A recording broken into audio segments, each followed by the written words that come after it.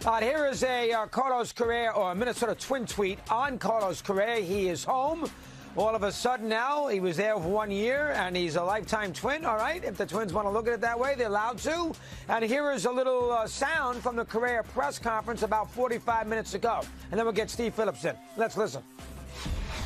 We are officially here today to announce the signing of superstar shortstop Carlos Correa to a 6-year guaranteed contract that will keep Carlos in Minnesota through at least the 2028 season. Carlos, to Daniela, Kylo, as we said, this is about you, right? This is about your home. This is about your family. This is about you being a big part of the Minnesota Twins for hopefully the rest of your career. That's our view of this. I wanna thank the Minnesota Twins organization. I want to thank the Pollard family for making this possible. Derek, Dad, and everybody involved.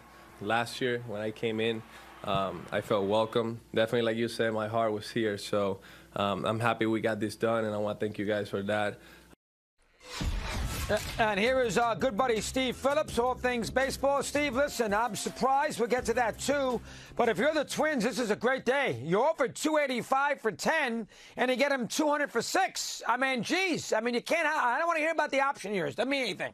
You got him $200 million guaranteed, and you offered him $285 the first time. This is a steal. What's your take on that first? Go ahead. Yeah, first, I thought his heart was in San Francisco to begin with. He said his heart's been in Minnesota, so I don't know. But look, I agree. I think to have a small market team spend this kind of money like the Minnesota Twins, it's a statement about where baseball is for small market teams to be able to step up a little bit and compete. And they get to shorten the deal overall. I think the interesting thing in all of this is we were always talking about the risk factor and what do the Giants think the risks are from the physical, and the Mets think the risks are. And now what do they think the Twins? Now the Twins, remember, they were at 10 at 285. They're not there right now on the deal. And they're, even if he maxes out the option years, and I think the option years are more important than you seem to, because they can be money as long as he stays healthy. But the other calculation of risk came from Carlos Correa, because listen, sure, he's getting $42.5 million more in the 6 years from the Twins than he would have gotten from where the Mets were with the offer. But in the end, if he had stayed healthy, because he didn't think there was any risk with the foot and the ankle, he would have made $45 million more from the Mets than he did from the Twins. They were at $315, the Twins at $270. And so I look at it and think, you know what? Correa actually considered some of the risk as well and thought, I don't want to take a chance on my health. Let me take the bigger guarantee in the shorter period of time, and I'll figure out later. That's an excellent point. I hadn't thought of it that way. Good job. Now, I would also argue, and I don't want to be rough here, as I was yesterday, maybe to a fault, but if you want to have a chance to win every year, you know that the Mets owner has got the payroll to do it.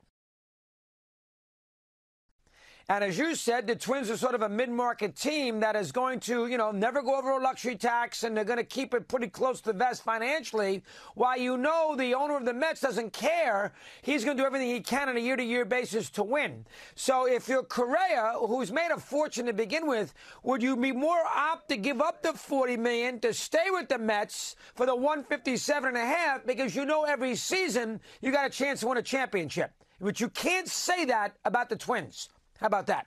Yeah, so there's a value to being on a team that has a chance to win every year. There's a dollar value to that. It's not worth $42 million to me. I'm taking the $42 million extra dollars, and I'm going to Minnesota personally. I heard you wouldn't. I would take the extra $42 million. Call me crazy. I think the other part of this is, if it became a 6-year deal, did they go back to the Giants and say, yeah, I know your risk. You didn't want to do the 13 years at $350. Where are you on a 6-year deal? Hey, Red Sox. Trevor Story's having surgery. Are you guys in on a 6-year deal? Atlanta, the Dodgers, are you guys in on a 6-year deal? Because the Dodgers have always been, we don't want to do the long term, we'll do the shorter term deal for more money. Was there an opportunity to go somewhere else, or did Scott Boras look at it and say, you know what, we don't want to lose the Mets and just have the Twins alone and not have anybody else? So he just went and made a deal with Minnesota, because it made me wonder if other teams, he could have built the deal up from the bottom up. Maybe somebody would have done 7 years instead of the 6 years. He ends up going back there. It's good for Minnesota. It's not horrible for the Mets. I think there's some part that gives some credibility to the Giants backing away, because the Mets had the same issue in all of it. And we've got a star player in a smaller market. And I kind of like that for the industry overall. I agree with you on that. No argument there. All right. On Story for a second.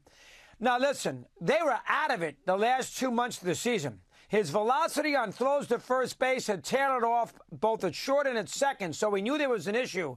Now, on January 11th, we find out he has surgery. He's going to. Where was he on August 11th? I mean, which he could have saved really all of his 2023 season. Now most of it's gone. I don't understand that. Help me out. Go ahead. Well, when Story was with the Rockies, he had a sore elbow. It was clear that that was an issue. When the Red Sox signed him initially, they knew they were signing a player that had an elbow issue. And when he first came in, he wasn't throwing the same. And so all season last year, the velocity in his throws wasn't what it used to be. At second base, it was less of an issue.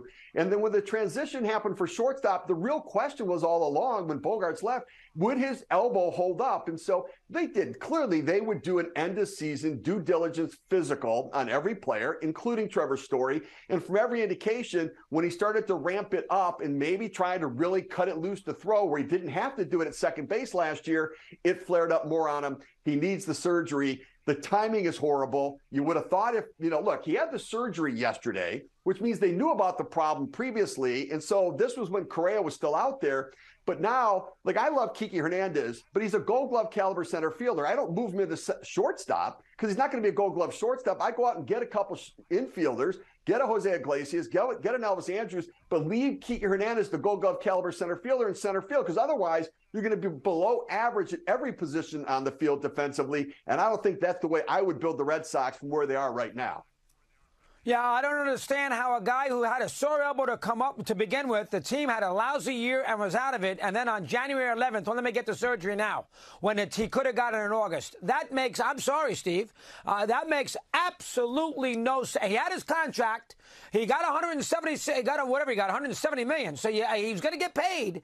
I would think you'd get it done as quick as you can when a season is lost and they waited to January. I mean, that to me, as a fan, that makes no sense. And you seem to agree with that, correct? Yeah, it's tough. I mean, it happens, but it's tough because an injury can happen while a guy's working out. I think the bigger story in Boston is the lack of the big move. So they've made moves on a 2-year deal for Justin Turner and for Kenley Jansen. Those are, all right, we're going to try to compete, but we're not building our team for the future. I mean, the Red Sox right now should have Mookie Betts, Xander Bogaerts, and Rafael Devers all locked up to long-term deals, and then they should build around those guys. That's where they should be right now. They let Betts go. They didn't get in the negotiation of where they wanted. Maybe Betts didn't want to go there. But once Bogaerts was gone, they got to go get a shortstop. I mean, the idea of Story making the move, we all knew there was a chance that wasn't going to work out all right. And they waited so long now that there's nowhere else to go to really fortify a roster. And they're going to punt the 2023 season. There's no way they're going to compete with the Blue Jays and the Yankees and the Orioles and the Rays in this division. They don't have the pitching to do it. Young guys they're hoping for. They don't have the Thunder and the lineup to do it. And so I think it's going to be a tough year in Boston. Good job there, Steve. Keep me posted. Always a pleasure to chat. Appreciate you coming on today. Thanks, Chris.